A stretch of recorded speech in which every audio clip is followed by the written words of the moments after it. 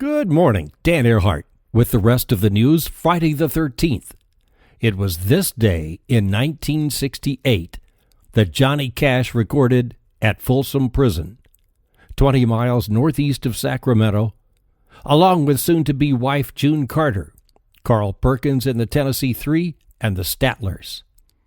They performed two shows that day for the tough crowd, 9:40 a.m. and 12:40 p.m. He had written the song Folsom Prison Blues 13 years earlier, in 1955, one day after he watched the movie Inside the Walls of Folsom Prison. The live recording, produced by Bob Johnston, became a top 40 hit.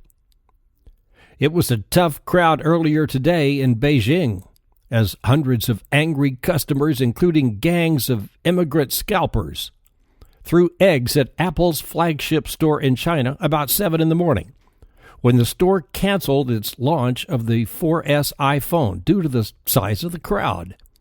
Hundreds of people had waited in line outside in the freezing temperatures all night long just to get the new iPhone. Scalpers got paid about $15 to hold the place in line or to buy the phone for later resale. Even though the 4S is made in China, it is just now becoming available there. But the iPhone story of the week has to be the halting of a performance of Mahler's Ninth Tuesday night at Avery Fisher Hall. The New York Philharmonic was in the final movement of the emotional 82-minute piece, a passage which becomes quieter and quieter before the triumphant finale, when the iPhone started ringing and ringing and ringing. As one concert goer said, it wasn't turning off. The maestro couldn't wait, so he stopped the orchestra and confronted the front row area from where the ringing still continued. Imagine now, some poor, hapless, sad sack who forgot to turn off his phone, squirming in his seat with all eyes upon him as he wishes he could just scooch under his chair and disappear from people yelling, "Throw him out!"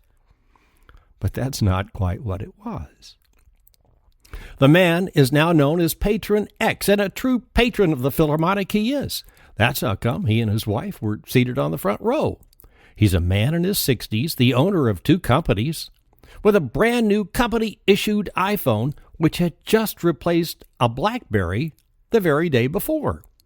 Unknown to him, the alarm was set, and it rings even with the phone turned off. Therefore, he didn't even think it was his phone, as he had turned it off. He feels terrible, says he hasn't been able to sleep for 2 nights, and he personally called to apologize to Superconductor Alan Gilbert. Hey, could have happened to anybody, right? Coors Light moves up a notch to be America's second favorite beer, now besting Bud at number 3, number 4, Miller Lite, number 5, Natural Light, and number 1, Bud Light. Russian ice-breaking tanker the Renda is expected to finally pull into port at Nome this afternoon, following a long journey across the ice-clogged Bering Sea to deliver the lifeline load of 1.3 million gallons of petrol products to the locked-in town. The crew is said to be in ebullient spirits. They won't be able to dock the big boat, though. They have to lay a 4-inch hose across the ice to pump the oil products to shore over the next couple of days. There's a lot of excitement in Nome right now. Would it still be pronounced Colbert, or would you say President Colbert?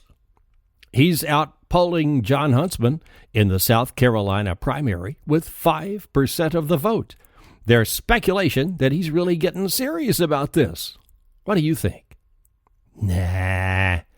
Look, the guy stole his whole shtick from famous Houston radio personality Captain Macho, KILT News. Now, Colbert says he's going to go home and talk it over with his money. Like too big to fail, he's too smart to run.